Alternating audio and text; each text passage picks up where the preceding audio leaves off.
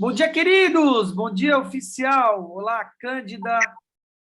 Bora lá! Bom dia, Essia! Bom dia, Joyce! Bom dia a todos!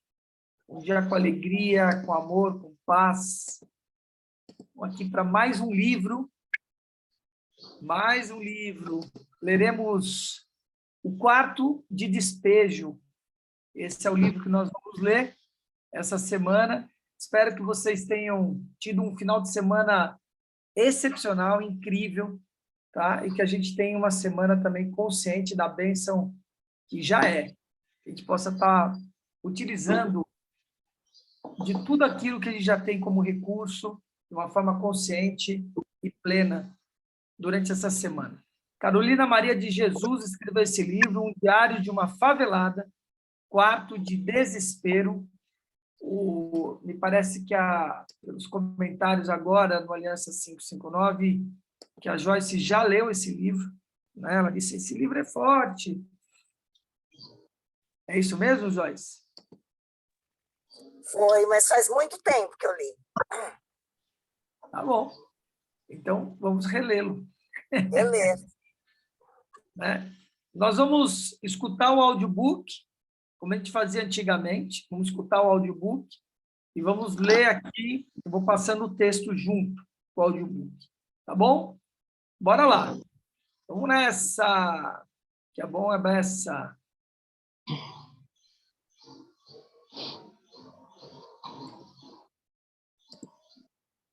A essa eu vou fechar seu áudio, tá? Pronto. Muito bem, amados. Vamos acertar aqui a...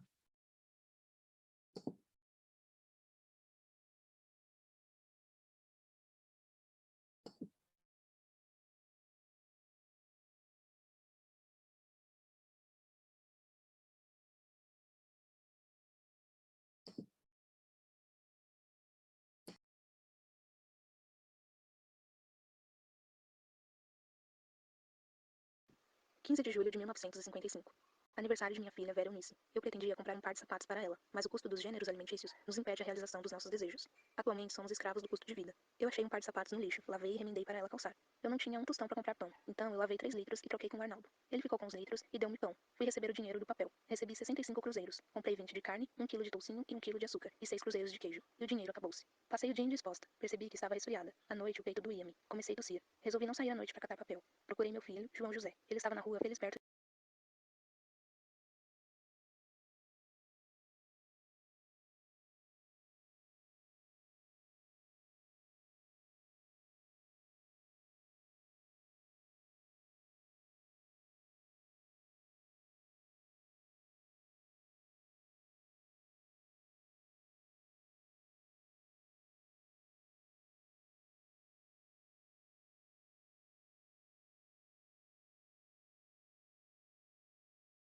de Carvalho, perto do mercadinho. O ônibus atirou um garoto na calçada e a turma fluiu-se. Ele estava no núcleo. Dei-lhe uns tapas e em 5 minutos ele chegou em casa. Abluí as crianças, aleitei-as e abluí-me, e aleitei-me. Esperei até às 11 horas, um certo alguém. Ele não veio. Tomei um melhoral e deitei-me novamente. Quando despertei, o astro-rei deslizava no espaço. A minha filha, Vera Eunice, dizia, vai buscar água, mamãe. 16 de julho. Levantei. Obedeci a Vera Eunice. Fui buscar água. Fiz o café. Avisei as crianças que não tinha pão, que tomassem café simples e comessem carne com farinha. Eu estava indisposta. Resolvi benzer-me. Abri a boca 2 vezes.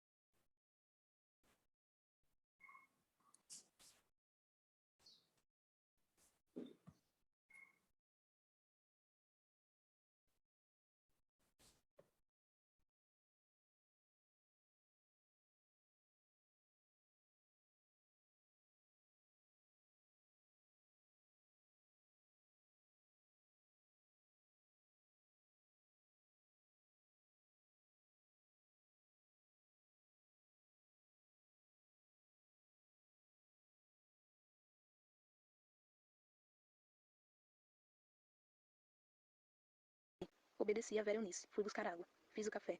Avisei as crianças que não tinha pão, que tomassem café simples e comessem carne com farinha. Eu estava indisposta. Resolvi benzer-me. Abri a boca 2 vezes. Certifiquei-me que estava com mal olhado. A indisposição desapareceu. Saí e fui ao seu Manuel levar umas latas para vender.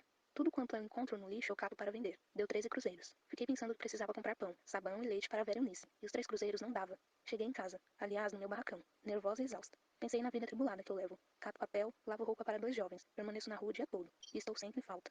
A Vera não tem sapatos. E ela não gosta de andar descalça. Faz uns 2 anos que eu pretendo comprar uma máquina de moer carne e uma máquina de costura. Cheguei em casa. Fiz um almoço para os 2 meninos. Arroz, feijão e carne. E vou sair para catar papel. Deixei as crianças.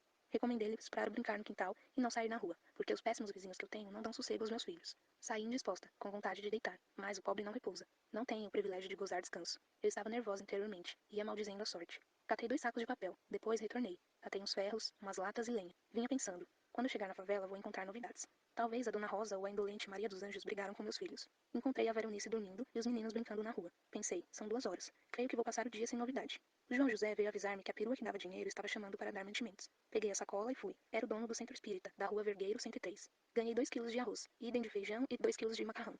Fiquei contente. A perua foi-se embora. O nervoso interior que eu sentia ausentou-se. Aproveitei a minha calma interior para eu ler. Peguei uma revista e sentei no capim, recebendo os raios solar para aquecer-me. Li um conto. Quando iniciei outro, surgiu os filhos pedindo pão. Escrevi um bilhete e dei ao meu filho João José para ir ao Arnaldo comprar um sabão, 2 melhorais e o resto de pão. Pus água no fogão para fazer café. O João retornou-se. Disse que havia perdido os melhorais. Voltei com ele para procurar. Não encontramos. Quando eu vinha chegando no portão, encontrei uma multidão, crianças e mulheres, que vinha reclamar que o José Carlos havia pedrejado suas casas, para eu repreendê-lo. 17 de julho, domingo, um dia maravilhoso. O céu azul sem nuvem. O sol está tépido. Deixei o leito às 6h30. Fui buscar água. Fiz café. Tendo só um pedaço de pão e 3 cruzeiros. Dei um pedaço a cada um. Pus feijão no fogo, que ganhei ontem do Centro Espírita da Rua Vergueiro 103. Fui lavar minhas roupas. Quando retornei do rio, o feijão estava cozido. Os filhos pediram pão. Dei os 3 cruzeiros ao João José para ir comprar pão. Hoje, é a Nair Matias quem começou a implicar com os meus filhos. A Silvia e o esposo já iniciaram o espetáculo ao ar livre. Ele está ali espancando. E eu estou revoltada com o que as crianças presenciam. Ouvem palavras de baixo calão. Oh, se eu pudesse mudar daqui para um núcleo mais decente. Fui na Dona Floreia pedir um dente de alho, e fui na Dona Nália e recebi o que esperava. Não tenho. Fui torcer as minhas roupas. A Dona Aparecida perguntou-me, a senhora está grávida? Não, senhora, respondi gentilmente, e lhe xinguei interiormente. Se estou grávida, não é de sua conta. Tenho pavor dessas mulheres da favela. Tudo quer saber. A língua delas é como os pés de galinha, tudo espalha. Está circulando rumor que eu estou grávida, e eu não sabia.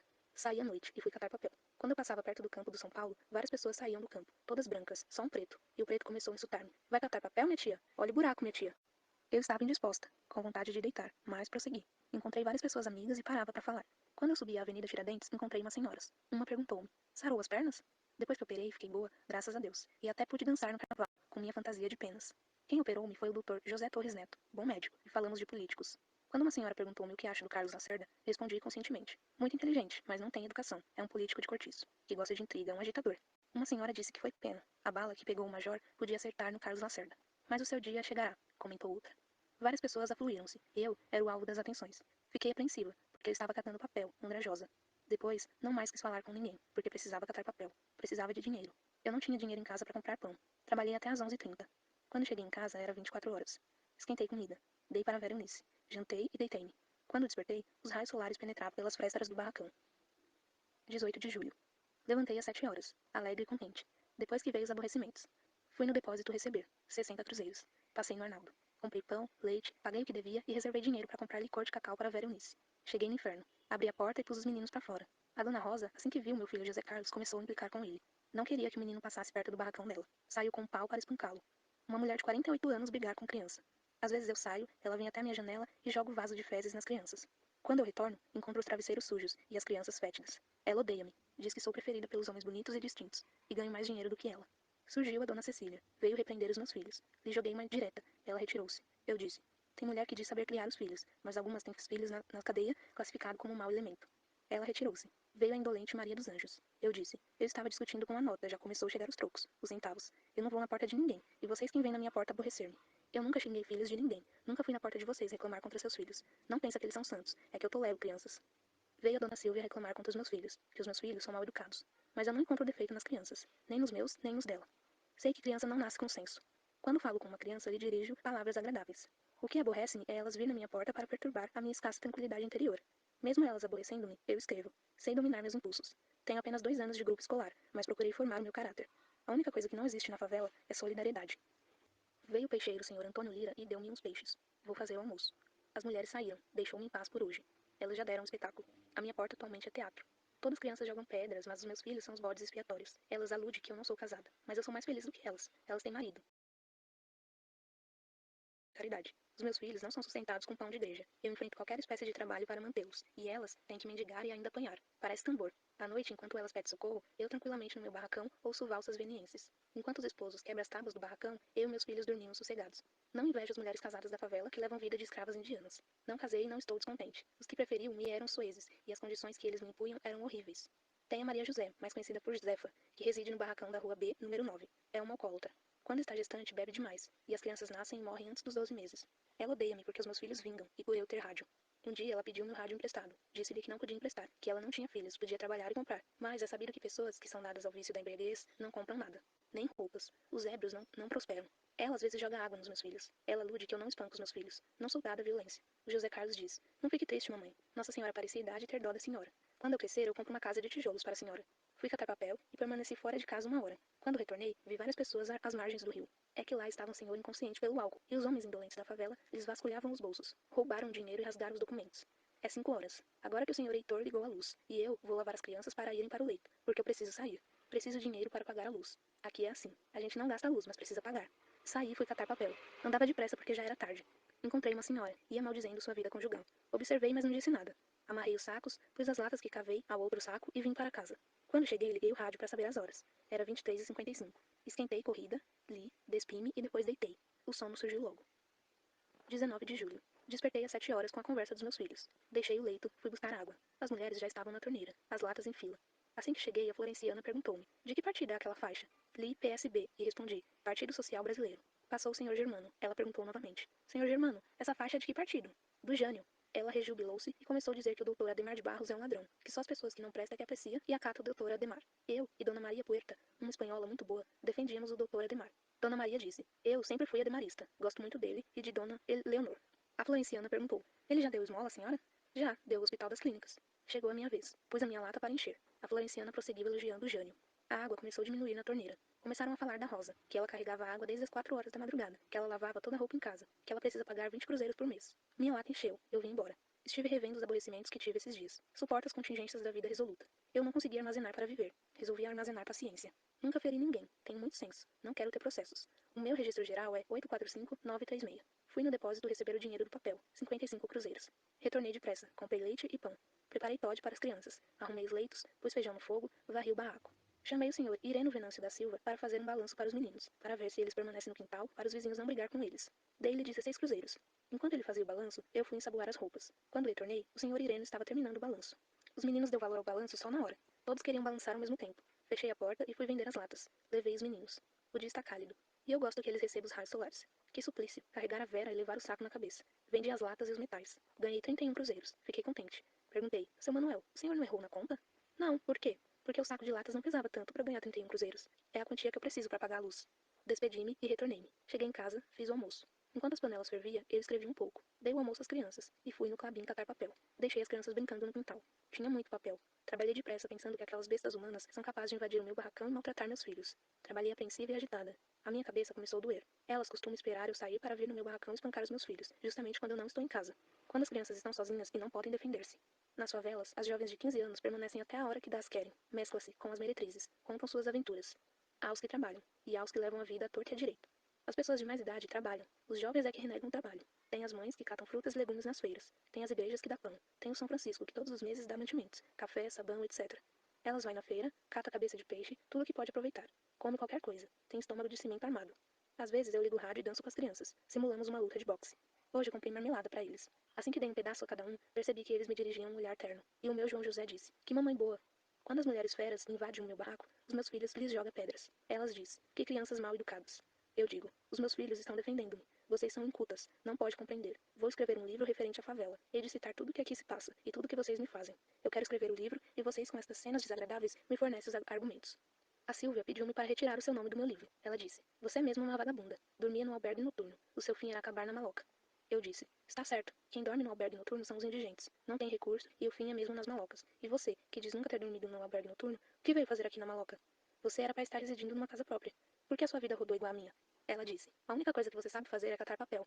Eu disse: Cato papel, estou provando como vivo. Estou residindo na favela, mas se Deus me ajudar, hei de mudar daqui. Espero que os políticos extinguem as favelas. Há os que prevalecem do meio em que vive, demonstram valentia para intimidar os fracos. A casa que tem 5 filhos e a velha que anda o dia inteiro pedindo esmola. Há as mulheres que os esposos adoecem e elas, no penado da enfermidade, mantêm o lar. Os esposos, quando vê as esposas não ter o lar, não saram nunca mais. Hoje não saí para catar papel. Vou deitar. Não estou cansado e não tenho sono. Ontem eu bebi uma cerveja. Hoje estou com vontade de beber outra vez. Mas não vou beber. Não quero viciar. Tenho responsabilidade, os meus filhos. E o dinheiro gasto em cerveja faz falta para o essencial. O que eu reprovo nas favelas são os pais que mandam os filhos comprar pinga e dá as crianças para beber. E diz, ele tem um briga. Os meus filhos reprovam o álcool. O meu filho João José diz, mamãe, quando eu crescer, eu não vou beber. O homem que bebe não compra roupas, não tem rádio, não faz uma casa de tijolo.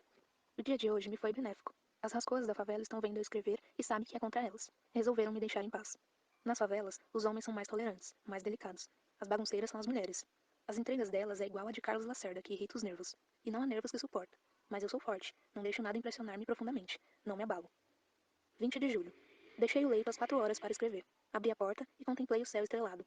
Quando o astro-rei começou a despontar, eu fui buscar água. Tive sorte. As mulheres não estavam na torneira. Enchi minha lata e zarpei. Fui no Arnaldo buscar o leite e o pão. Quando retornava, encontrei o senhor Ismael com uma faca de 30 centímetros mais ou menos. Disse-me que estava à espera do Benedito e do Miguel para matá-los, que eles lhe espancaram quando ele estava embriagado. Lhe aconselhei a não brigar, que o crime não traz vantagens a ninguém, apenas deturpa a vida. Senti o cheiro de álcool. Desisti. Sei que os ébrios não atendem. O senhor Ismael, quando não está alcoolizado, demonstra sua sapiência. Já foi telegrafista, e do círculo esotérico. Tem conhecimentos bíblicos, gosta de dar conselhos, mas não tem valor. Deixou o álcool lhe dominar, embora seu conselho seja útil para os que gostam de levar vida decente. Preparei a refeição matinal. Cada filho prefere uma coisa. A Vera, mingau de farinha de trigo torrada. O João José, café puro. O José Carlos, leite branco. E eu, mingau de aveia. Já que não posso dar aos meus filhos uma casa decente para residir, procuro lhe dar uma refeição condigna. Terminaram a refeição. Lavei os utensílios. Depois fui lavar roupas. Eu não tenho homem em casa. É só eu e meus filhos. Mas eu não pretendo relaxar.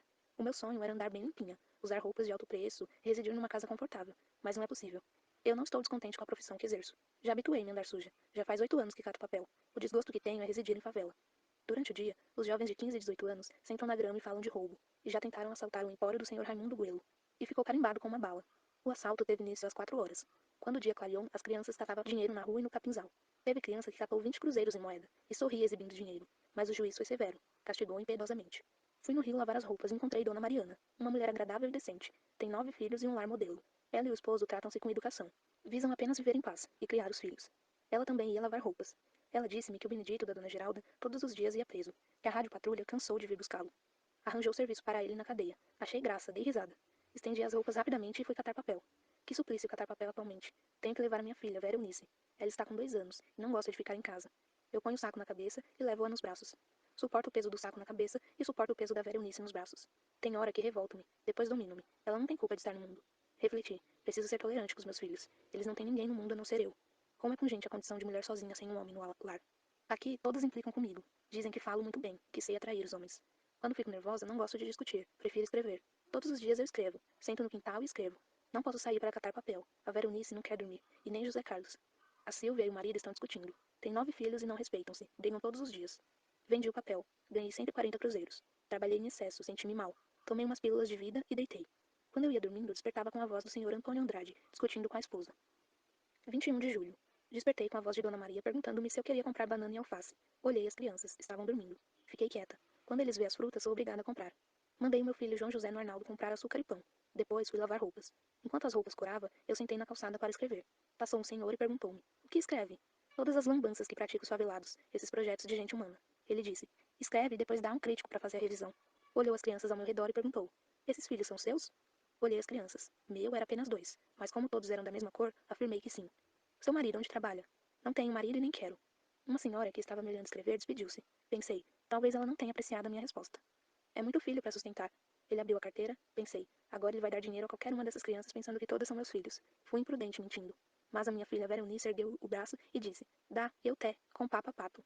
Eu disse, ela está dizendo que quero dinheiro para comprar sapatos. Ele disse, dá para sua mãe. Ergui os olhos para observá-lo. 2 meninas lhe chamavam papai. Eu conheço-o de vista. Já falei com ele na farmácia quando levei a Vera para tomar injeção contra resfriado. Ele seguiu. Eu olhei o dinheiro que ele deu a Vera. 100 cruzeiros. Em poucos minutos, o boato circulou que a Vera ganhou 100 cruzeiros. E pensei na eficiência da língua humana para transmitir uma notícia. As crianças aglomeravam-se. Eu levantei e fui sentar perto da casa de Dona Mariana, e lhe pedir um pouco de café. Já habituei beber café na casa do seu Lino. Tudo que eu peço a eles emprestado, eles emprestam. Quando eu vou pagar, não recebem. Depois, fui torcer as roupas e vim preparar o almoço. Hoje eu estou cantando. Estou alegre e já pedi aos vizinhos para não me aborrecer. Todos nós temos o nosso dia de alegria. Hoje é o meu. Uma menina por nome Amália diz à mãe que o espírito lhe pega. Saiu correndo para se jogar no rio. Várias mulheres lhe impediu o gesto. Passei o resto da tarde escrevendo.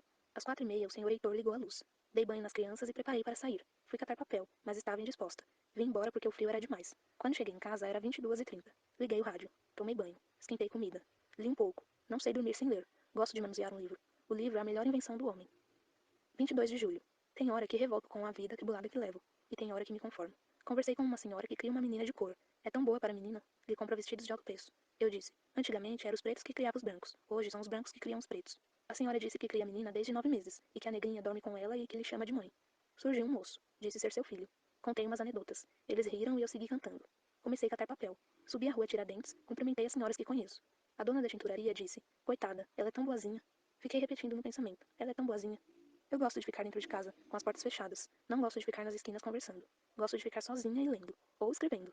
Virei na rua Frei Antônio Galvão. Quase que não tinha papel. A dona Nair Barros estava na janela. Eu falei que residia em favela. Que favela é o pior cortiço que existe. Enchi 2 sacos na rua Alfredo Maia. Levei um até ao ponto e depois voltei para levar outro. Percorri outras ruas. Conversei um pouco com o senhor João Pedro. Fui na casa de uma preta levar umas latas que ela havia pedido. Latas grandes para plantar flores. Fiquei conhecendo uma pretinha muito limpinha, que falava muito bem. Disse ser costureira, mas que não gostava da profissão, e que admirava catar papel e cantar. Eu sou muito alegre. Todas as manhãs eu canto. Sou como as aves, que cantam apenas ao amanhecer. De manhã eu estou sempre alegre. A primeira coisa que faço é abrir a janela e contemplar o espaço. 23 de julho. Liguei o rádio para ouvir o drama. Fiz o almoço e deitei. Dormi 1h30. Nem ouvi o final da peça, mas eu já conhecia a peça.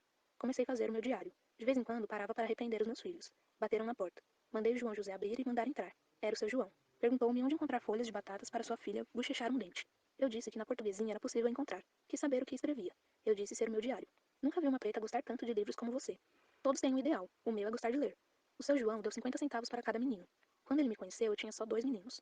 Ninguém tem me aborrecido, graças a Deus. 24 de julho. Levantei 5 horas para ir buscar água. Hoje é domingo, as favelas recolhem água mais tarde, mas eu já habituei-me levantar cedo. Comprei pão e sabão, pus feijão no fogo e fui lavar roupas. No rio chegou a Dair Matias, lamentando que sua mãe tinha saído e ela tinha que fazer almoço e lavar roupas. Disse que sua mãe era forte, mas que agora lhe puseram feitiço. Que o curador disse que era feiticeira. Mas o feitiço que invade a família Matias é o álcool. Essa é a minha opinião. A dona Mariana lamentava que seu esposo estava demorando a regressar. Pus as roupas para quarar e vim fazer o almoço. Quando cheguei em casa, encontrei a dona Francisca brigando com meu filho João José. Uma mulher de 40 anos discutindo com uma criança de 6 anos. Pus o menino para dentro e fechei o portão. Ela continuou falando. Para fazer ela calar, é preciso lhe dizer: cala a boca, tuberculosa. Não gosto de aludir os males físicos porque ninguém tem culpa de adquirir moléstias contagiosas. Mas quando a gente percebe que não pode tolerar a implicância do analfabeto e apela para as enfermidades. O seu João veio buscar as folhas de batatas. Eu disse-lhe: se eu pudesse mudar dessa favela, tenho a impressão que estou no inferno. Sentei ao sol para escrever. A filha da Silvia, uma menina de 6 anos, passava e dizia: está escrevendo, negra fedida. A mãe ouvia e não repreendia. São as mães que extingam. –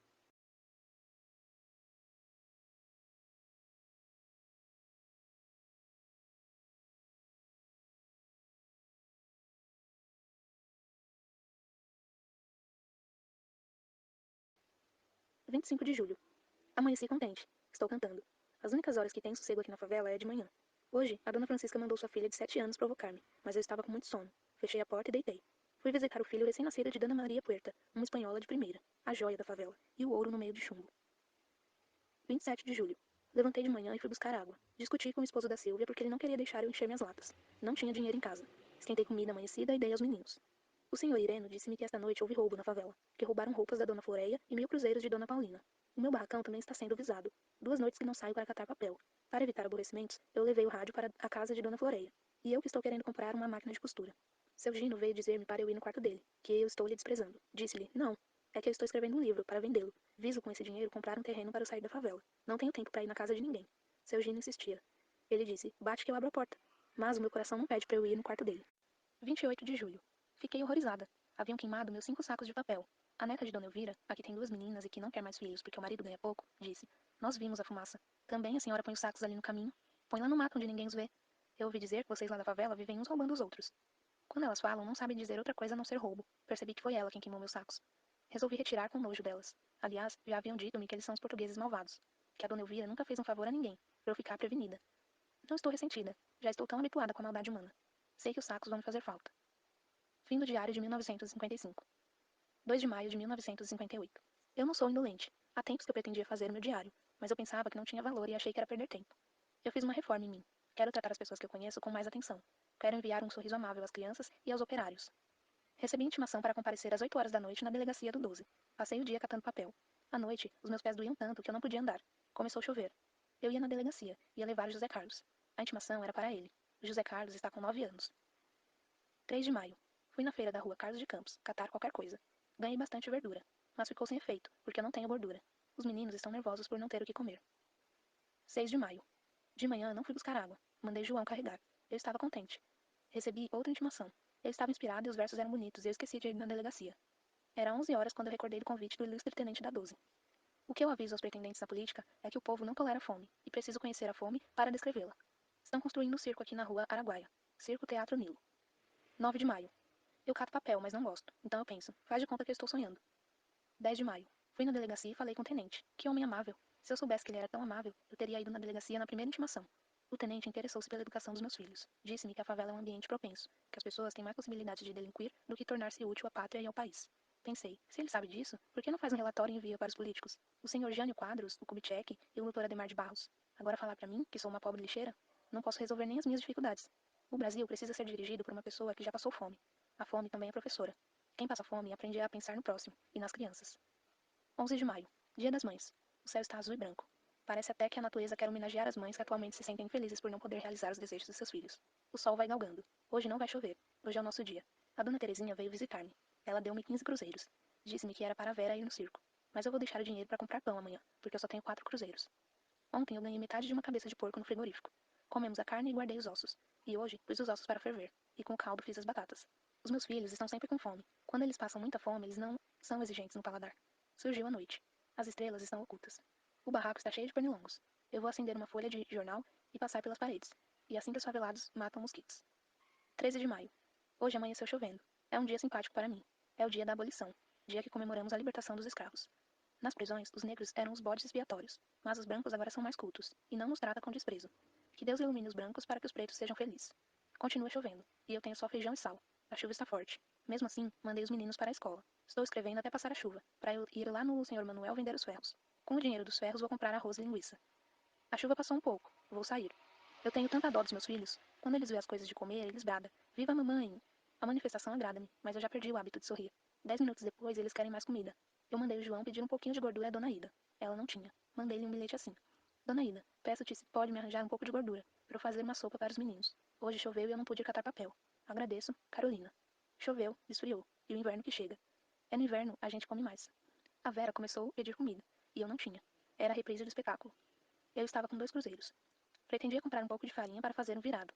Fui pedir um pouco de banha à Dona Alice. Ela deu-me a banha e arroz. Era 9 horas da noite quando comemos.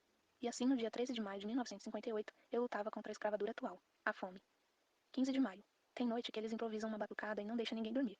Os vizinhos de alvenaria já tentaram com abaixo-assinado retirar os favelados, mas não conseguiram. Os vizinhos das casas de tijolos diz: os políticos protegem os favelados. Quem nos protege é o povo e os vicentinos. Os políticos só aparecem aqui nas épocas eleitorais. O senhor Cantídio Sampaio, quando era vereador em 1953, passava os domingos aqui na favela. Ele era tão agradável, tomava nosso café, bebia nas nossas xícaras. Ele nos dirigia suas frases de veludo. Brincava com nossas crianças. Deixou boas impressões por aqui, e quando candidatou-se a deputado, venceu. Mas na Câmara dos Deputados não criou um projeto para beneficiar o favelado. Não nos visitou mais. Eu classifico São Paulo assim. O palácio é a sala de visita. A prefeitura é a sala de jantar. E a cidade é o jardim. E a favela é o quintal onde jogam os lixos. A noite está tépida. O céu já está salpicado de estrelas. Eu que sou exótica gostaria de recortar um pedaço do céu para fazer um vestido. Começo a ouvir uns brados. Saio para a rua. É o Ramiro que quer dar no senhor Benedito. Mal entendido. Caiu uma ripa no fio da luz e apagou a luz da casa do Ramiro. Por isso o Ramiro queria bater no senhor Benedito. Porque o Ramiro é forte e o senhor Benedito é fraco. O Ramiro ficou zangado porque eu fui a favor do senhor Benedito. Tentei consertar os fios. Enquanto eu tentava consertar o fio, o Ramiro queria espancar o Benedito, que estava alcoolizado e não podia parar de pé. Estava inconsciente. Eu não posso descrever o efeito do álcool porque não bebo. Já bebi uma vez, em caráter experimental. Mas o álcool não me tonteia. Enquanto eu pretendia consertar a luz, o Ramiro dizia: liga a luz, senão eu te quebro a cara. O fio não dava para ligar a luz. Precisava emendá-lo. Sou leiga na eletricidade. Mandei chamar o senhor Alfredo, que é o atual encarregado da luz. Ele estava nervoso. Olhava o senhor Benedito com desprezo. A Joana, que é a esposa do Benedito, deu 50 cruzeiros para o senhor Alfredo. Ele pegou o dinheiro, não sorriu, mas ficou alegre. Percebi pela sua fisionomia. Enfim, o dinheiro dissipou o nervosismo. 16 de maio. Eu amanheci nervosa, porque eu queria ficar em casa, mas eu não tinha nada para comer. Eu não ia comer porque o pão era pouco. Será que é só eu que levo essa vida? O que eu posso esperar do futuro? Um leito em Campos do Jordão. Eu, quando estou com fome, quero matar o Jânio. Quero enforcar o Ademar e queimar o Juscelino. As dificuldades cortam o afeto do povo pelos políticos. 17 de maio. Levantei nervosa, com vontade de morrer. Já que os pobres estão mal colocados, para que viver? Será que os pobres de outro país sofrem igual os pobres do Brasil? Eu estava descontente que até cheguei a brigar com meu filho José Carlos sem motivo. Chegou um caminhão aqui na favela. O motorista é o seu ajudante e jogam umas latas. É linguiça enlatada. Penso, é assim que fazem esses comerciantes insaciáveis. Ficam esperando os preços subir na ganância de ganhar mais. E quando apodrece, jogam fora para os corvos e os infelizes favelados. Não houve briga. Eu até estou achando isso aqui monótono. Vejo as crianças abrir as latas de linguiça e exclamar satisfeitas. Tá gostosa. A dona Alice deu-me uma para experimentar, mas a lata está estufada, já está podre. 18 de maio. Na favela, tudo circula num minuto, e a notícia já circulou que a dona Maria José faleceu. Várias pessoas vieram vê-la. Compareceu o Vicentino que cuidava dela. Ele vinha visitá-la todos os domingos. Ele não tem nojo dos favelados. Cuida dos míseros favelados com carinho.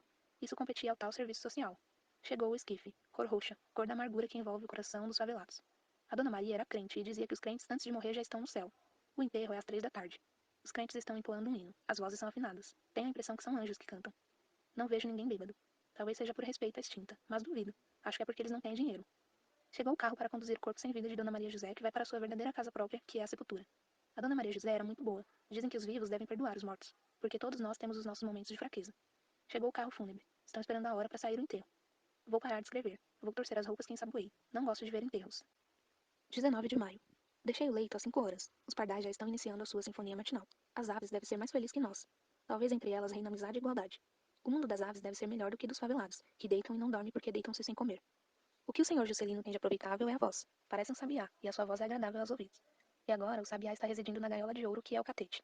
Cuidado, sabiá, para não perder essa gaiola, porque os gatos, quando estão com fome, contemplam as aves nas gaiolas. E os favelados são os gatos. Têm fome. Deixei de meditar quando ouvi a voz do padeiro. Olha o pão doce que está na hora do café. Mal sabe ele que na favela é a minoria quem toma café. Os favelados comem quando arranjam o que comer. Todas as famílias que residem na favela têm filhos. Aqui residia uma espanhola, Dona Maria Puerta.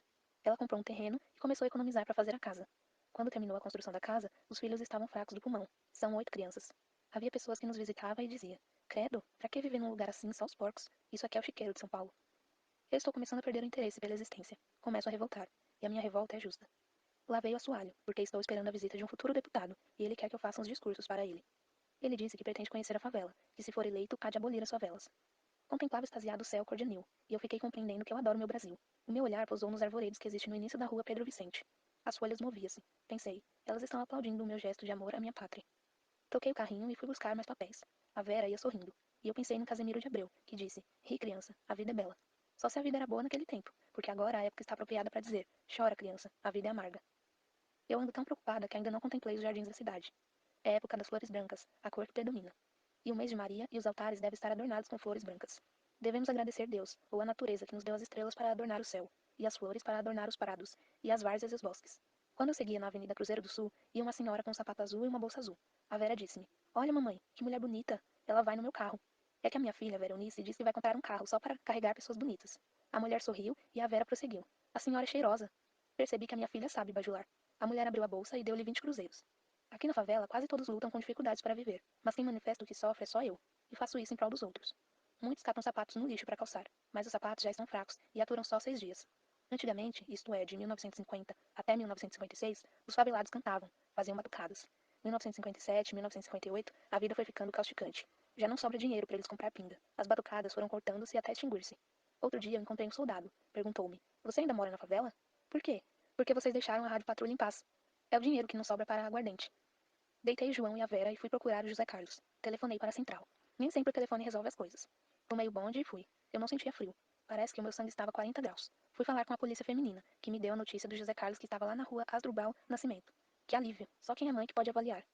Eu dirigi para a rua Asdrubal Nascimento. Eu não sei andar à noite. A fusão das luzes desvia-me do roteiro. Preciso ir perguntando. Eu gosto da noite só para contemplar as estrelas cintilantes, ler e escrever. Durante a noite há mais silêncio.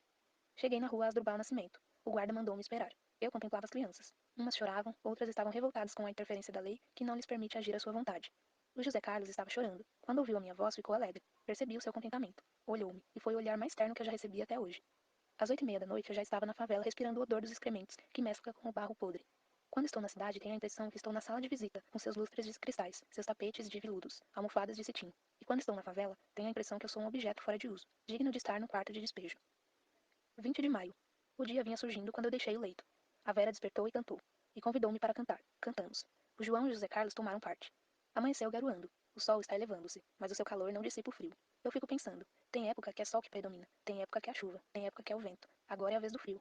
E entre eles não deve haver rivalidades, cada um por sua vez. Abri a janela e vi as mulheres que passam rápidas com seus agasalhos decorados e gastos pelo tempo. Daqui a uns tempos, esses paletó que elas ganharam de outras e que de há muito devia estar no museu, vão ser substituídos por outros. E os políticos que há de nos dar. Devo incluir-me, porque eu também sou favelada, sou o rebotalho.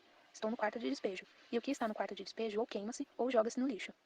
As mulheres que eu vejo passar vão nas igrejas buscar pães para os filhos, que o Frei Luís lhes dá, enquanto os esposos permanecem debaixo das cobertas. Uns porque não encontram emprego, outros porque estão doentes, outros porque embriagam-se. Eu não preocupo-me com os homens delas. Se fazem bailes, eu não compareço porque não gosto de dançar. Só interfiro-me nas brigas onde prevejo um crime. Não sei a origem dessa antipatia por mim. Com os homens e as mulheres, eu tenho um olhar duro e frio. O meu sorriso, as minhas palavras ternas e suaves, eu reservo para as crianças. Tenho um adolescente por nome Julião, que às vezes espanca o pai. Quando bate no pai, é com tanto sadismo e prazer, acha que é invencível. Bate como se estivessem batendo num tambor. O pai queria que ele estudasse para a advocacia. Quando Julião vai preso, o pai lhe acompanha com os olhos rasos d'água, como se estivesse acompanhando um santo no andor. O Julião é revoltado, mas sem motivo. Eles não precisam residir na favela. Tem casa no alto de Vila Maria. Às vezes mudam algumas famílias para a favela, com crianças. No início são educadas, amáveis. Dias depois usam o calão, são soezes e repugnantes. São diamantes que transformam em chumbo. Transformam-se em objetos que estavam na sala de visita e foram para o quarto de despejo. Para mim, o mundo, em vez de evoluir, está retornando à primitividade. Quem não conhece a fome há de dizer, quem escreve isso é louco. Mas quem passa fome há de dizer, muito bem, Carolina. Os gêneros alimentícios devem ser ao alcance de todos. Como é horrível ver um filho comer e perguntar, tem mais? Essa palavra, tem mais, fica oscilando dentro do cérebro de uma mãe que olha as panelas e não tem mais. Quando um político diz nos seus discursos que está ao lado do povo, que visa incluir-se na política para melhorar as nossas condições de vida, pedindo o nosso voto, prometendo congelar os preços, já está ciente que abordando esse grave problema, ele vence nas urnas. Depois divorcia-se do povo. Olha o povo com os olhos semicerrados, com um orgulho que fere a nossa sensibilidade. Quando cheguei do palácio, que é a cidade, os meus filhos vieram dizer-me que havia encontrado macarrão no lixo. E a comida era pouca. Eu fiz um pouco do macarrão com feijão. E o meu filho, João José, disse-me: Pois é, a senhora disse-me que não ia mais comer as coisas do lixo. Foi a primeira vez que vi a minha palavra falhar. Eu disse: É que eu tinha fé no Kubitschek. A senhora tinha fé e agora não tem mais? Não, meu filho. A democracia está perdendo seus adeptos. No nosso país, tudo está enfraquecendo. O dinheiro é fraco, a democracia é fraca e os políticos fraquíssimos. E tudo que está fraco morre um dia. Os políticos sabem que eu sou poetisa e que o poeta enfrenta a morte quando vê o seu povo oprimido. 21 de maio. Passei uma noite horrível. Sonhei que eu residia numa casa residível. Tinha banheiro, cozinha, copa e até quarto de criada. Eu ia festejar o aniversário de minha filha, Vera Eunice. Eu ia comprar-lhe umas panelinhas que há muito ela vive pedindo, porque eu estava em condições de comprar. Sentei na mesa para comer. A toalha era alva ao lírio. Eu comia bife, pão com manteiga, batata frita e salada. Quando fui pegar outro bife, despertei. Que realidade amarga. Eu não residia na cidade. Estava na favela, na lama, às margens do Tietê, e com 9 cruzeiros apenas. Não tenho açúcar porque ontem eu saí e os meninos comeram um pouco que eu tinha. Quem deve dirigir é quem tem capacidade, quem tem dó e amizade ao povo. Quem governa o nosso país é quem tem dinheiro, quem não sabe o que é fome, a dor e a aflição do pobre. Se a maioria revoltar-se, o que pode fazer a minoria? Eu estou ao lado do pobre, que é o braço, braço desnutrido. Precisamos livrar o país dos políticos assambarcadores. Eu ontem comi aquele macarrão do lixo com receio de morrer, porque em 1953 eu vendia ferro lá no Zinho. Havia um pretinho bonitinho, ele ia vender ferro lá no Zinho. Ele era jovem e dizia que quem deve catar papel são os velhos. Um dia, eu ia vender ferro quando parei na Avenida Bom Jardim, no lixão, como é denominado o local. Os lixeiros haviam jogado carne no lixo e escolhiam os pedaços. Disse-me: Leva, Carolina, dá para comer. Deu-me os pedaços. Para não magoá-lo, aceitei. Procurei convencê-lo a não comer aquela carne, para comer os pães duros, roídos pelos ratos. Ele disse-me que não, que há 2 dias não comia. Acendeu o fogo e assou a carne. A fome era tanta que ele não pôde deixar assar a carne, esquentou-a e comeu.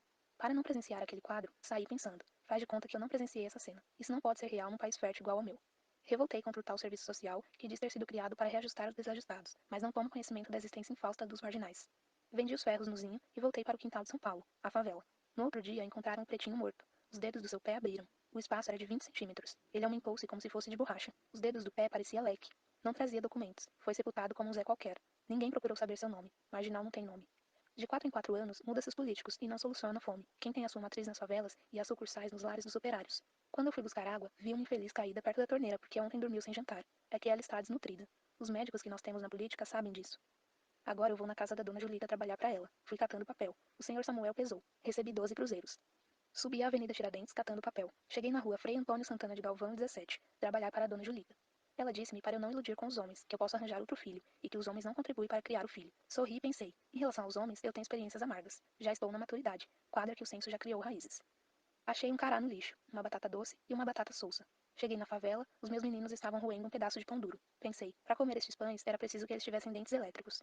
Não tinha gordura. Pus a carne no fogo com os tomates que eu catei lá na fábrica peixe. Pus o cará e a batata, e água. Assim que ferveu, eu pus o macarrão que os meninos cataram no lixo. Os favelados, aos poucos, estão convencendo-se que para viver precisam imitar os corvos. Eu não vejo eficiência no serviço social com relação ao favelado. Amanhã não vou ter pão. Vou cozinhar a batata doce. 22 de maio. Eu hoje sou triste. A gravação. Eu estou mandando a gravação. Estava falando que o relato do filme, do livro, é bem difícil. Olha lá, a Cândida teve uma infância pesada, né? Eu comia restos de comidas da patroa da minha mãe, das patroas. Ela levava num saco plástico e o resto, né? E à noite a gente comia. Então, é mais comum do que a gente imagina, né? Tem alguém com a câmera? Deixa eu ver aqui. Eu não estou vendo. Agora eu estou aqui. Só eu que estou com a câmera aberta, né? Tá bom. Agora a Joyce com a câmera aberta. Isso é mais comum do que a gente imagina, né? Então, minha mãe, quando eu nasci, se separou e ficou com eu e meus irmãos, eram 3 meninos, né? E ela trabalhava full time, né? Quando eu era pequeno, ela ia para a escola, me levava para a escola, ela se formou depois que se separou, tornou uma professora em letras, né? E, enfim, dificuldades. A vida que as minhas filhas tiveram, né? Por exemplo, né? E eu falei isso com meu sobrinho, né? A vida que ele está dando para os filhos, né? Deles é surreal, é outro lugar, né? Eu sinto que, eu não sei se essa condição, não sei, né? Se essa condição que ela está escrevendo se replica numa dimensão como era essa época, sabe? Os anos 50, 60. Eu acho que a gente vive uma outra condição, né? É uma pobreza diferente dessa pobreza que ela relata aí. Mas, mesmo assim, difícil, né? Com certeza. Vamos ver, vamos nos surpreender. Vamos ficar com a leitura hoje aqui. Quem quer trazer algum comentário?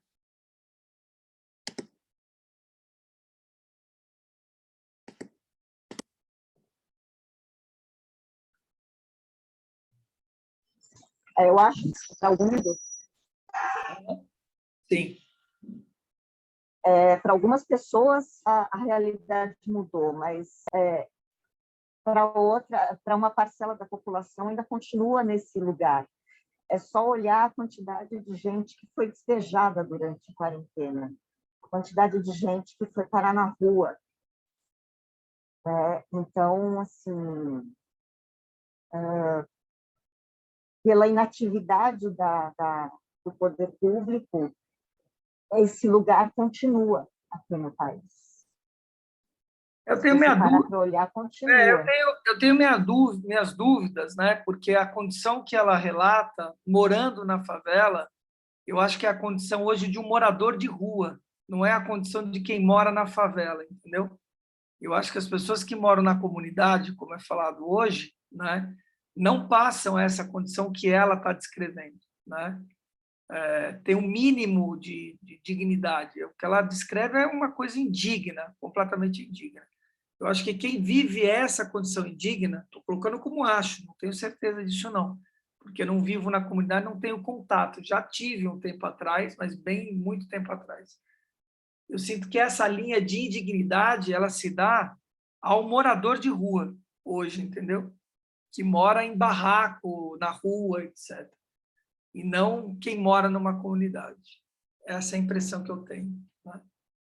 E também não acho que a pessoa que mora numa comunidade, que está lá ganhando o seu salário mínimo, sei lá, um pouco mais do salário mínimo, e sobrevivendo, né, tendo uma sobrevivência, tendo comida, né, mínima para comer, etc., que está com dignidade. Acho que isso também é indigno, né? Mas isso que ela relata aqui está abaixo da linha da dignidade, da indignidade, né? sei lá como classificar esse lugar, né? O que a Jussara acabou de relatar, né? Que também comia comida dada, né? Enfim, o que sobrou, né? A sobra da comida.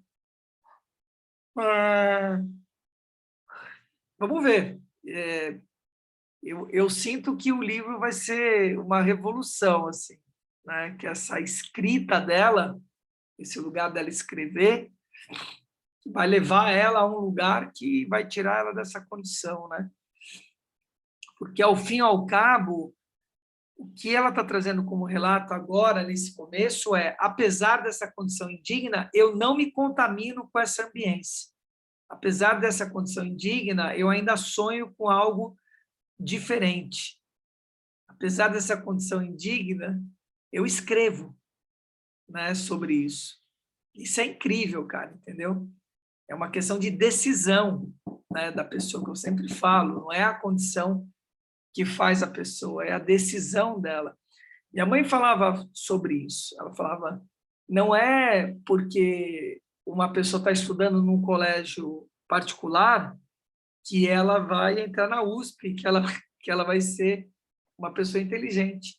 Eu já vi vários alunos em escola pública, né, aproveitarem muito mais da educação e do estudo do que uma criança, uma pessoa numa escola particular. Não é isso que vai fazer, né? Mais alguém? Marcelo, Marcelo, sou eu, o Luiz também. Fala. Marcelo, eu acredito, para mim foi um trampolim, sabe? Porque para mim foi um trampolim, não foi uma coisa que me deixasse deprimida. Deixava deprimida, eu acho, não sei, eu era criança. Mas só serviu para você ter espírito de luta, de vencer aquela batalha. E aconteceu isso comigo, né? Com as minhas irmãs e com a minha própria mãe, que determinou que não, até os 40 anos ela estaria no emprego registrado no CLT na época, e que aos 60 ela ia se aposentar. E ela conseguiu isso. E nosso pai nos abandonou justamente com essa idade, 13 anos. Entendeu? Eu vejo assim um pouco aquilo que eu vivi também, né, Jussara, num outro nível, mas é isso. Quando você é criança, aquela condição que te apresenta, você não sente, você vive aquilo, né? Aquilo é normal para você, né? A não ser que seja um ambiente de você estar sendo espancado, mas a condição que você está vivendo econômica acaba... Quem sofre é o pai, né? São os pais que estão sofrendo de um poder de privar a criança daquilo. E o que você relata é que a sua mãe também criou uma condição para ela e para vocês de sair, né? De ir para um próximo nível. E você já pegou esse próximo nível, né? Que é um pouco o que o meu avô fez com a minha mãe e minha mãe fez com a gente. A vida que a minha mãe viveu foi completamente diferente dos meus avós, né, no interior, em Guaratinguetá, né? Acho que a Cândida é de Guaratinguetá, se eu não me engano. Posso estar enganado. Tinha alguém aqui que era de Guará, ou perto de Guará. E foi completamente diferente. Sou não. Não é você. Teve alguém que era de Guará. Mas minha mãe, entendeu? Saiu, Bonfim, Bahia, né? Bonfim. Acho que é Bahia, né, Cândida? Minha mãe saiu de Guaratinguetá, os 4 filhos, né, vieram para São Paulo e se fizeram em São Paulo, né, e estudaram. Meus avós não estudaram, né. Minha avó tinha uma escrita interior de Belo Horizonte. Minha avó tinha uma escrita perfeita, cara, né, mas tinha feito até o 4º ano primário. Meu Meu avô nem à escola foi.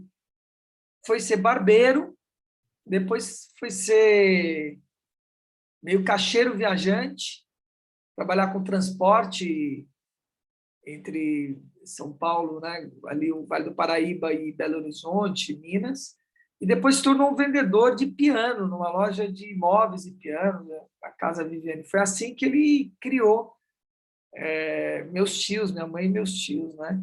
E, cara, é impressionante, porque você escuta relatos do meu avô, ele pagou faculdade para um monte de gente, ele deu casa para gente, ele casou gente. Cara, foi muito doido, cara. Você entendeu o que meu avô e meu avô fizeram com o pouco que eles tiveram? Mas o cara batalhava, meu, o cara não ficava parado. Tem isso também, né? A pessoa sucumbir por aquela ambiência, né? Enfim, eu acho que tem a ver com a vida de cada um e pode ser um trampolim, como a Jussara acabou de dizer. Alguém mais, queridos, ou vamos seguir nossa vida? Estou com fome. Tenho fome. E graças a Deus, comida na geladeira. Ai, meu Deus do céu. Com a graça de Deus, comida na geladeira. Fala, Joyce. Alguma coisa a mais aí? Quer falar alguma coisa? Aí, Queda, cuidado aí, hein, no jardim. Aí, Não? marcando o toco aí. Então, amados, vamos seguir nossas vidas. Amanhã a gente continua, tá bom? Vamos continuar a partir daqui. Deixa eu ver. Juramar! Não, Juramar está de banho tomado. desculpa. Não, desculpa, abri o microfone sem querer. Tá bom.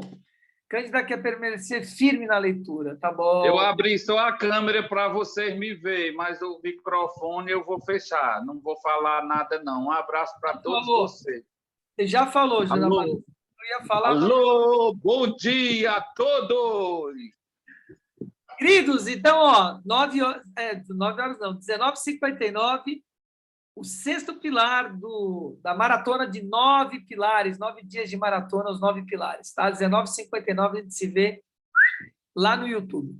Um beijo e um queijo para vocês. Valeu!